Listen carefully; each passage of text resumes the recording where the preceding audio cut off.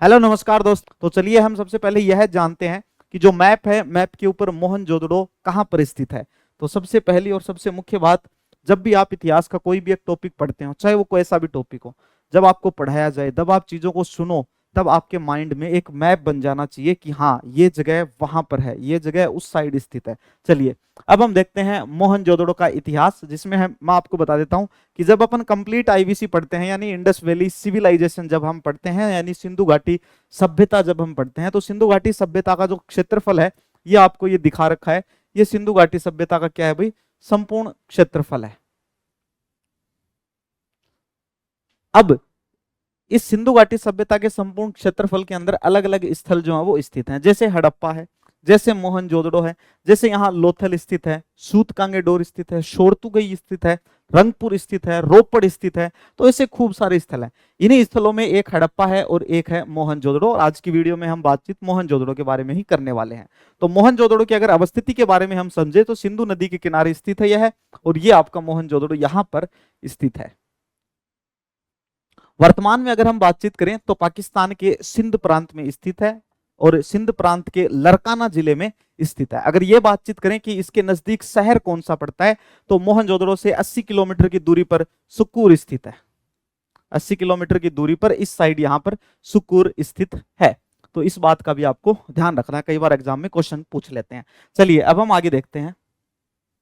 आगे हम बातचीत करेंगे कि मोहनजोदड़ो जो ये शब्द है, इस शब्द का शाब्दिक अर्थ क्या है। इसका अर्थ है शवों का टीला, मुर्दों का टीला, मृतकों का टीला, है ना, डेड ऑफ माउंट। तो इस प्रकार के दो तीन वर्ड जो हैं ये इस्तेमाल किए जाते हैं। आप शवों का टीला भी कह सकते हैं, मृतकों का टीला भी कह सकते हैं, और मुर्दों का टीला भी कह सकते हैं। कई बार एग्जाम में क्वेश्चन पूछ लिया जाता है। जिस प्रकार से कालीमंगा जो शब्द है, इसका शाब्दिक अर्थ हमने क्या पढ़ा, काले रंग की चूड़ियां। ठीक उसी प्रकार से मोहनजोदड़ो का क्या अर्थ है, मुर्दों का टीला, मृतकों का टीला, या फिर शवों का टीला। चलिए अब आगे देखते हैं हम। आगे अब हम बातचीत करेंगे किसकी, ये वर्तमान स्थिति के बारे में, और जिला कौन सा, नदी कौन सी, वो सारी चीजें। देखिए स्थान सिंध प्रांत पाकिस्तान में स्थित है, और नदी के किनारे कौन सा भाई, सिंध नदी के किनारे, सिंध नदी के दाहिने किनारे पर स्थित है। जिला इसका लरकाना, निकटतम शहर है सुक्कुर से लगभग 80 किलोमीटर दक्षिण पश्चिम में मोहनजोदड़ो स्थित है। चलिए भाई इसके बाद आगे हम देखते हैं। ये आप मैप की सहायता से जरूर पढ़ा करें भाई। ये जैसे नदी आ रही है, अब ये सुकुर है जिसकी मैं बातचीत कर रहा था 80 किलोमीटर दूर, और यहाँ पे मोहनजोदड़ो, ये लरकाना जिला आ गया। और ये प्रांत कौन सा है, ये राज्य कौन सा है, सिंध प्रांत। देश कौन सा भाई, पाकिस्तान। चलो अब हम आगे देखें, चलिए आगे चलते हैं भाई। नेक्स्ट, इसकी खोज किसने की थी, इसकी खोज करने वाले जो व्यक्ति हैं वो ये हैं, इनका नाम है राखलदास बनर्जी। इन्होंने खोज की थी 1922 में। जब इन्होंने मोहनजोदड़ो की खोज की, मोहनजोदड़ो की खोज करने के बाद में उस समय जो एएसआई के महानिदेशक थे सर जॉन मार्शल, इन्होंने वहां पर क्या किया भाई, अन्वेषण का कार्य जो है वो शुरू करवाया। तो खोज 1922 में राखलदास बनर्जी ने इस शहर की खोज की, जिसके बाद भारतीय पुरातत्व सर्वेक्षण के महानिदेशक सर जॉन मार्शल के निर्देशन में खुदाई का कार्य शुरू हुआ, अन्वेषण का कार्य जो है वो शुरू हो गया। तो ये है कौन भाई, सर जॉन मार्शल, और ये कौन है भाई, राखलदास बनर्जी। आपको यह भी याद रखना है कि मोहनजोदड़ो से जस्ट एक साल पहले 1921 में हड़प्पा की खोज कर ली थी, और हड़प्पा की खोज करने वाले कौन थे, आप सभी कमेंट सेक्शन में मुझे जरूर बताओगे। चलिए अब हम आगे चलते हैं। मोहनजोदड़ो से प्राप्त कुछ प्रमुख अवशेष जो हैं, उनके नाम, उनके साक्ष्य, उनके एविडेंसेस, उनका महत्व क्या है, वो सारी चीजें अब हम पढ़ेंगे। और अब जो हम पढ़ेंगे वहां से खूब सारे क्वेश्चंस भी पूछे जाते हैं, तो इसलिए आप इस चीज का विशेष ध्यान रखेंगे भाई। चलिए तो मोहनजोदड़ो से प्राप्त कुछ प्रमुख अवशेषों के जो नाम है वो देखेंगे। जैसे ये देखो, यहाँ नर्तकी की मूर्ति लगी हुई है, ये पुरोहित राजा है, ये 7 लड़ियों वाला हार है। ठीक है, चलो भाई पढ़ते हैं, हम आगे चलते हैं अब इसमें। तो सबसे पहले बातचीत करेंगे हम विशाल स्नानागार की, जिसे ग्रेट बाथ भी कहा जाता है। यह मोहनजोदड़ो की सबसे महत्वपूर्ण संरचनाओं में से एक है, और सबसे बड़ी संरचना पूछा जाए तो विशाल अन्नागार, जो हम आगे देखेंगे, जिसका उपयोग संभवतः धार्मिक अनुष्ठान संबंधी स्नान के लिए किया जाता था। तो ये आप सभी देख लेंगे भाई, ये क्या ग्रेट बाथ, आप इसको क्या बोलते हैं, आजकल स्विमिंग पूल बोलते हैं आप लोग, तो याद रखेंगे भाई स्विमिंग पूल उस टाइम भी था। अब इसके बाद विशाल अन्नागार, ग्रेट ग्रेनरी, यह मोहनजोदड़ो की सबसे बड़ी इमारत थी। अच्छा, कई बार एग्जाम में स्टेटमेंट वाला क्वेश्चन पूछ लिया जाता है। स्टेटमेंट देते हैं कि इनमें से कौन से स्टेटमेंट सही है या कौन से स्टेटमेंट गलत है। मैंने 2-3 बार ऐसा क्वेश्चन देखा है जिनमें इन दोनों की स्टेटमेंट चेंज करते हैं। विशाल अन्नागार को ऐसे लिख देते हैं कि यह मोहनजोदड़ो की सबसे महत्वपूर्ण इमारत थी, और विशाल स्नानागार को लिख देते हैं कि यह मोहनजोदड़ो की सबसे बड़ी इमारत थी, लेकिन ये दोनों स्टेटमेंट क्या हो गए, अब गलत हो गए हैं। विशाल अन्नागार सबसे बड़ी इमारत और विशाल स्नानागार सबसे महत्वपूर्ण इमारत, इन दोनों लाइनों का आप महत्व भी समझेंगे और इन दोनों लाइनों को अच्छे से याद कर लेंगे। एग्जाम में ऐसा अगर क्वेश्चन आए तो आप उसे अच्छे से रीड आउट करेंगे पहले, उसके बाद ही आप क्वेश्चन को सोल्व करोगे। चलिए भाई, ये देखो आप तस्वीर में देख पा रहे होंगे, बड़े बड़े अन्न भंडार बने हुए हैं। यहाँ पे जो अन्न है उसको संग्रहित किया जाता था। इसके बाद हम आगे देखते हैं, कांसे की नर्तकी की मूर्ति, ब्रोंज डांसिंग गर्ल स्टेच्यू, यह कांसे से बनी एक छोटी मूर्ति है। कई बार एक छोटा सा फैक्चुअल क्वेश्चन आ जाता है कि मोहनजोदड़ो से प्राप्त जो नर्तकी की मूर्ति है वह किस धातु की बनी हुई है, ऐसा क्वेश्चन आता है। उसमें ऑप्शन में लोहा भी आ जाता है, ऑप्शन में तांबा भी आ जाता है, ऑप्शन में कांसा भी आ जाता है, या फिर ऑप्शन में शेलखड़ी आ गया, लाजवर्द मणि आ गया। इस प्रकार खूब सारे ऑप्शन जो है वो बन सकते हैं। लेकिन कुछ ऑप्शन जैसे मान लो लोहा आ गया, तो आपको पता होना चाहिए भाई इस समय तो लोहे की खोज भी नहीं हुई थी, पता ही नहीं था लोहा क्या है कैसे है। तो जब हम बातचीत करते हैं इंडस वैली सिविलाइजेशन की, उस समय लोहा जो है उसकी किसी भी प्रकार से कोई खोज नहीं हुई है, कोई भी हमें प्रमाण प्राप्त नहीं होता है। जो सिंधु घाटी सभ्यता की उत्कृष्ट कला का प्रमाण है, तो ब्रोंज से बनी हुई, कांस्य धातु से बनी हुई, कांसा जो होता है ब्रोंज जो मेटल है उससे बनी हुई क्या है भाई, एक नर्तकी की मूर्ति है, जो कहां से प्राप्त हुई है, मोहनजोदड़ो से प्राप्त हुई है। तो याद ये रखना है कि नर्तकी की मूर्ति जो है ये किस धातु से बनी है बेटा, कांसा, ब्रोंज। ये सभी आपको अच्छे से याद कर लेना है, ब्रोंज से बनी हुई है। चलिए अब हम आगे चलते हैं। नेक्स्ट, पुरोहित राजा की मूर्ति, प्राइस्ट किंग, ये भी बहुत इंपॉर्टेंट है। ये स्टीएटाइट से बनी एक प्रसिद्ध मूर्ति है, और जो हिंदी मीडियम वाले बच्चे हैं उनको बता देता हूं, स्टीएटाइट को क्या बोलते हैं, सेलखड़ी। क्या बोलते हैं भाई, सेलखड़ी। और इंडस वैली सिविलाइजेशन के जो लोग हैं वो सेलखड़ी कहां से प्राप्त करते थे, राजस्थान से प्राप्त करते थे। ओके, तो सेलखड़ी से बनी हुई है पुरोहित राजा की क्या है, एक बहुत ही प्रसिद्ध मूर्ति है। देख लेंगे, थोड़ी थोड़ी दाढ़ी भी आ रही है, और कितना एक उत्कृष्ट कला का ये एक प्रमाण है। आगे नेक्स्ट, पशुपति महादेव की मुहर, इस मुहर पर एक योगी की आकृति है। सबसे इंपॉर्टेंट बात यह है कि जॉन मार्शल ने पशुपति महादेव का किनको क्या दिया भाई, नाम दिया है। अच्छा, कई बार क्वेश्चन पूछ लेते हैं कि ये जो योगी की आकृति बनी हुई मिली है हमें मुहर के ऊपर, इसके जो 3-4 तरफ जो पशु बने हुए हैं वो पशु कौन कौन से हैं, ये भी आपको, जैसे गेंडा है, जैसे देखो इधर हाथी है, तो इस तरीके से आपको ये भी बेटा याद होना चाहिए। आगे देखते हैं हम, आगे मातृ देवी की मृण मूर्तियां, टेराकोटा फिगरीज ऑफ मदर गॉडेस, ये मिट्टी की बनी महिला मूर्तियां हैं जो उर्वरता की देवी की पूजा का संकेत देती हैं। ठीक है, ये महिलाओं की मूर्तियां बनी है, ये किसकी बनी होती हैं बेटा, ये टेराकोटा के मॉडल्स हैं, मिट्टी के बने हुए। इसके बाद हम आगे, भुने हुए कपास का टुकड़ा मिलता है, piece of woven cotton, Mohenjodaro से कपास के कपड़े, मोहनजोदड़ो से कपास के कपड़े का एक टुकड़ा मिला है, जो इस बात का प्रमाण है कि सिंधु घाटी के लोग कपास उगाते थे और उसका क्या करते थे, उपयोग किया करते थे। ये एक पीस मिला है, कहां से, मोहनजोदड़ो से मिला है। किसका भाई, ये कपास से बना एक वो है, कपड़ा है। और ये कपड़े का जो टुकड़ा है ये हमें कहां से मिला है, ये इतिहासकारों को मोहनजोदड़ो से मिला है। कभी आप मेरे को बोलो सर आपको मिला है, जेब से निकाल के दिखाओ, और मेरे पास नहीं है। अब ये बड़ा इंपॉर्टेंट है भाई, 7 लड़ी वाला हार, कई बार डायरेक्ट एग्जाम में पूछते हैं कि 7 लड़ी वाला हार कहां मिलता है। ऑप्शन में आपको दे देंगे मोहनजोदड़ो, ऑप्शन में आपको दे देंगे बेटा हड़प्पा, ऑप्शन में आपको दे देंगे बेटा चहूदड़ो, और बहुत सारे बच्चे इसका चहूदड़ो उत्तर करके आएंगे, क्यों करके आएंगे वो भी मैं बता दूंगा आपको। एक दे दिया आपको, इनमें से कोई नहीं, और जिसको उत्तर नहीं आता होगा वो ये वाला ऑप्शन ही करेगा, इनमें से कोई नहीं। सही है कि नहीं है बताओ, आप करके आते हो कि नहीं करके आते हो। मैथ का कोई क्वेश्चन होता है उसमें आपको ऑप्शन में अगर 0 दिख जाता है तो आप उसी को टिक लगाते हो ना, कि हाँ 0 अगर ऑप्शन में है तो जरूर कोई ना कोई लोचा तो होगा सवाल में, इसका आंसर 0 आएगा। तो ये आपको ऑप्शन मिलते हैं, राइट आंसर होगा मोहनजोदड़ो। अब ये देखो, मनके बनाने का प्रमुख केंद्र था संपूर्ण इंडस वैली सिविलाइजेशन के अंदर, इसलिए हो सकता है कि आप लोग इसका आंसर चहूदड़ो भी करके आ जाएं। लेकिन आपको ध्यान रखना है कि 7 लड़ियों वाला जो हार है ये हमें कहां से मिला है बेटा, ये हमें मोहनजोदड़ो से मिला है। कहां से मिला है, मोहनजोदड़ो से मिला है। आभूषणों में एक प्रसिद्ध सोने और कीमती पत्थरों का हार मिला है। अब ये देखिए, इसमें कीमती पत्थर भी लगाए गए हैं, इसमें कुछ मोती भी लगाए गए हैं, इसमें सोना भी लगाया गया है। ये देखो इधर से ये सोने का बना हुआ है, ये बीच बीच में सोना लगाया हुआ है, ये देखो यहाँ पर सोना लगाया हुआ है ना। तो ये सारी चीजें आपको याद रखनी है। सोना कहां से प्राप्त करते थे, दक्षिण भारत से प्राप्त किया करते थे।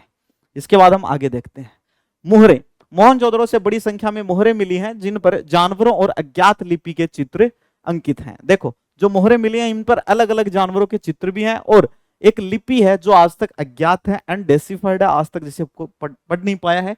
वो लिपि आप देखेंगे, ये देखो यहाँ तो ये लिपि लिखी हुई है, यहाँ भी कुछ लिखा हुआ है और ये जानवर का चित्र बना हुआ है। सेम आप इस पे देखेंगे तो दूसरा कोई जानवर है, लिपि लिखी हुई है।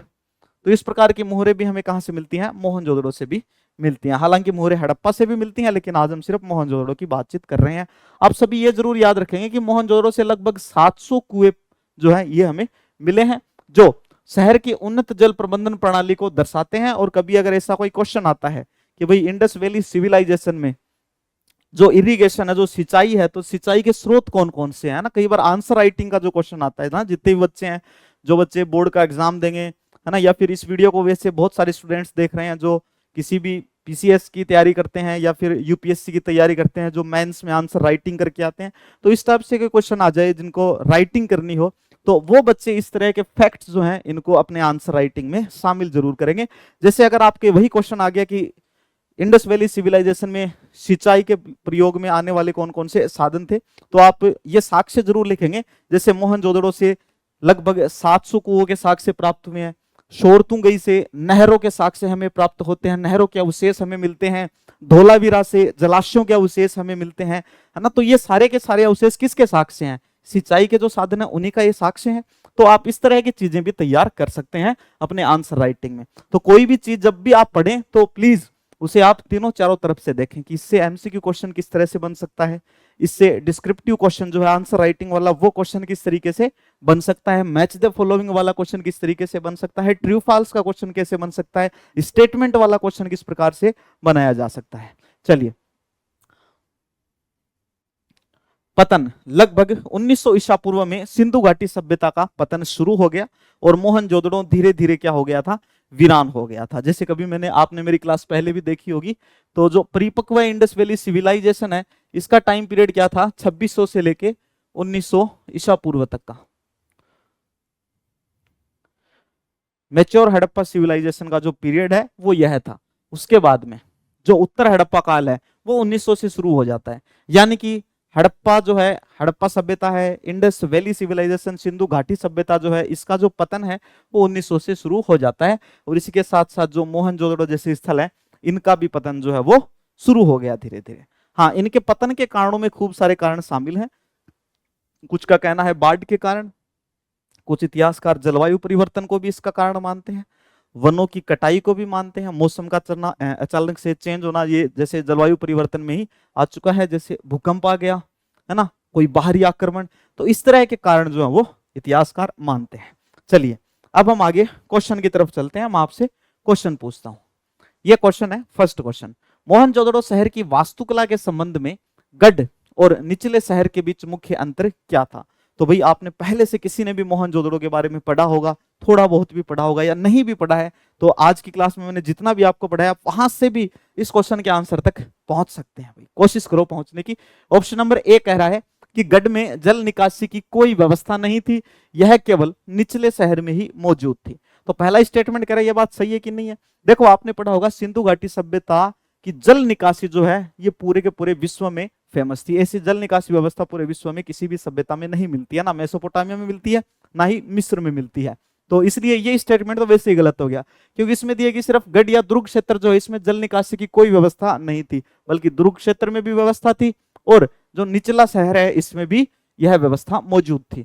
तो ये स्टेटमेंट क्या हो गया? गलत हो गया। इनमें पूछा गया है बीच मुख्य अंतर क्या था उन दोनों गढ़ के बीच में और निचले शहर के बीच में, तो ये कोई अंतर नहीं था क्योंकि दोनों जगह पे जल निकासी व्यवस्था सेम थी। अच्छा, दूसरा अंतर कह रहे हैं कि गढ़ पूरी तरह से दीवारों से घिरा नहीं था, लेकिन निचला शहर दीवारों से घिरा हुआ था। भाई गढ़ भी दीवारों से घिरा हुआ था, आपको मैं तस्वीर दिखाऊंगा उसमें बताऊंगा आपको। गढ़ एक ऊंचा लेकिन छोटा क्षेत्र था, गढ़ ऊंचाई पे स्थित था और आकार में क्या था? छोटा था। चलिए आगे, जिसमें विशेष सार्वजनिक संरचनाएं थी, जबकि निचला शहर बड़ा आवासीय क्षेत्र था। हाँ, इस लाइन को अपन सही कंसिडर कर सकते हैं, लेकिन एक बार हम चौथा स्टेटमेंट और पढ़ेंगे। गढ़ में कच्ची ईंटों के घर थे, जबकि निचले शहर में पक्की ईंटों के घर थे। ऐसा भी नहीं था, ईंटें एक प्रकार की प्रयोग की गई थी। तो भाई सही स्टेटमेंट कौन सा हो गया? जो सही मुख्य अंतर है वो कौन सा हो गया? Option number C. तो गढ़ एक ऊंचा लेकिन छोटा क्षेत्र था जिसमें विशेष सार्वजनिक संरचनाएं थी, जबकि निचला शहर बड़ा आवासीय क्षेत्र था। तो दोस्तों ये आंसर किस किस का सही है कमेंट सेक्शन में जरूर बताएंगे। किसी को कोई भी डाउट होता है प्लीज कमेंट सेक्शन में जरूर पूछा करें, ताकि जैसे ही मैं कोई अगला वीडियो लेके आऊं सबसे पहले आके आपका डाउट ही क्लियर करूं। इसके बाद हम आगे और बातचीत करते हैं। ये जैसे तस्वीर है मोहनजोदड़ो का, ये गढ़ बना हुआ है और ये निचला क्षेत्र है। ये आप देख सकते हैं क्या बेटा, ये निचला क्षेत्र। चलो अब हम आगे देखते हैं। हाँ तो ये अगला क्वेश्चन देखो, अब ये कह रहा है कि मोहनजोदड़ो की सामाजिक संरचना के बारे में पुरातात्विक साक्ष्य क्या बताते हैं। भाई ये क्वेश्चन बहुत बढ़िया है, सच में इतना शानदार क्वेश्चन है कि इस क्वेश्चन से वन लाइनर फैक्चुअल क्वेश्चन भी बन जाए। हाँ इस क्वेश्चन में जरूर आपको थोड़े स्टेटमेंट दिए हुए हैं, वाक्य दिए हुए हैं, इनको आपको अच्छे से पढ़ना है, इनको अच्छे से समझना है और मैं इसको आपको अच्छे से समझाऊंगा भी। लेकिन पहले आप प्रयास करो कि आप इसका आंसर दे पाओ, तो प्लीज कोशिश करें कमेंट सेक्शन में आंसर करने की। क्वेश्चन को आप एक दो बार पढ़ें, ध्यान से पढ़ें, पूरा दिमाग का जोर लगा के पढ़ें। आपकी मोहनजोदड़ो की सामाजिक संरचना के बारे में जो पुरातात्विक साक्ष्य हमें प्राप्त हुए हैं उनके आधार पर हम क्या कह सकते हैं। पहली लाइन यह है कि यह एक सैन्यवादी समाज था जिसमें किलों और हथियारों पर बहुत जोर दिया जाता था। दूसरा स्टेटमेंट कह रहा है समाज स्पष्ट रूप से पुरोहितों के एक वर्ग द्वारा शासित था जो विशाल मंदिरों में रहा करते थे। तीसरा स्टेटमेंट यह एक समतावादी और आद्य लोकतांत्रिक समाज हो सकता था जो संभवतः एक समिति के द्वारा शासित होता था। अगला स्टेटमेंट है यह एक राजशाही थी जिसका शासन एक शक्तिशाली राजा के द्वारा विशाल महलों से किया जाता था। ये चार स्टेटमेंट आपको पढ़ने हैं, आपको बताना है कि सामाजिक संरचना के बारे में पुरातात्विक साक्ष्य हमें इनमें से कौन सी बात जो है जो बिल्कुल सटीक बैठती है। पहली बात देखते हैं, यह एक सैन्यवादी समाज था जिसमें किलों और हथियारों पर बहुत जोर दिया जाता था। चलो पहला स्टेटमेंट है, अगर आप ध्यान देंगे तो संपूर्ण हड़प्पा सभ्यता में, संपूर्ण सिंधु घाटी सभ्यता में जहां पर आप कोशिश करें तो मोहनजोदड़ो को भी चाहे आप शामिल कर सकते हैं, चहुदड़ो को कर लें, लोथल को कर लें, हड़प्पा को कर लें, कालीबंगा को कर लें। अगर सैन्यवादी समाज था, सैनिक थे, राजा भी होगा, सैनिक थे तो राजा था तो किले भी होंगे, किलों के तो हमें साक्ष्य ही नहीं मिलते। अच्छा सेना थी तो हथियार तो होंगे और भारी मात्रा में हथियार होने चाहिए, हमें साक्ष्य क्यों नहीं मिलते हैं? क्योंकि ऐसा कुछ था ही नहीं, इसलिए हमें साक्ष्य नहीं मिलते। तो ये स्टेटमेंट क्या हो गया, गलत हो गया। दूसरा स्टेटमेंट पढ़िए क्या कह रहा है, समाज स्पष्ट रूप से पुरोहितों के एक वर्ग के द्वारा शासित था, पुरोहितों के वर्ग के द्वारा शासित था जो विशाल मंदिरों के अंदर पुरोहित रहा करते थे। ये लाइन जो है ये मैच करती है मेसोपोटामिया सभ्यता से और मिस्र की सभ्यता से। मेसोपोटामिया और जो मिस्र की सभ्यता है उससे तो यह लाइन मैच करती है। पुरोहित वर्ग का वहां शासन था और बड़े बड़े मंदिरों के साक्ष्य भी हमें मिलते हैं, लेकिन इंडस वैली सिविलाइजेशन, सिंधु घाटी सभ्यता से हमें ऐसे साक्ष्य नहीं मिलते। ये स्टेटमेंट भी गलत हो गया। तीसरा स्टेटमेंट पढ़ते हैं, यह एक समतावादी था, समतावादी यानी समान चीजें, और आद्य लोकतांत्रिक समाज हो सकता था जो संभवतः एक किसी भी समिति के द्वारा शासित है, यानी कोई राजा वगैरह नहीं था, एक छोटी सी कोई समिति बनाई हुई थी, उस समिति के दिशा निर्देशों का पालन करते थे। अच्छा यह एक राजशाही थी जिसका शासन एक शक्तिशाली राजा के द्वारा विशाल महलों से किया जाता था। ऐसा तो है ही नहीं, क्योंकि महलों के बड़े बड़े महलों के साक्ष्य हमें मिलते हैं नहीं, तो ये स्टेटमेंट भी गलत हो गया। स्टेटमेंट तीसरा जो इसे हम सही कंसिडर कर सकते हैं, और इसको सही कंसिडर कर सकते हैं अपन इस समतावादी वर्ड से। किस प्रकार से, आपने पढ़ा होगा कि इंडस वैली सिविलाइजेशन में ईंटें जो हमें एक प्रकार की मिली हैं, घर जो बने हुए हैं वो हमें एक प्रकार के मिले हैं, सड़कें हमें एक प्रकार की मिली हैं, तो मतलब समानता ज्यादा थी। तो इस वजह से ये वाला आंसर सही हो सकता है। दोस्तों आपको ये क्लास कैसी लगी, ये वीडियो कैसा लगा, आप कमेंट सेक्शन में कमेंट करके जरूर बताएंगे। नए बच्चे हैं चैनल को सब्सक्राइब जरूर करेंगे। इस प्रकार के और भी आपको छोटे छोटे टॉपिक वाइज वीडियो चाहिए तो प्लीज कमेंट जरूर करें और इस वीडियो को अधिक से अधिक अपने दोस्तों के साथ में शेयर जरूर करें। हम जल्दी मिलेंगे नेक्स्ट प्यारे से वीडियो के साथ, तब तक के लिए मुझे आज्ञा दें। Thank you very much.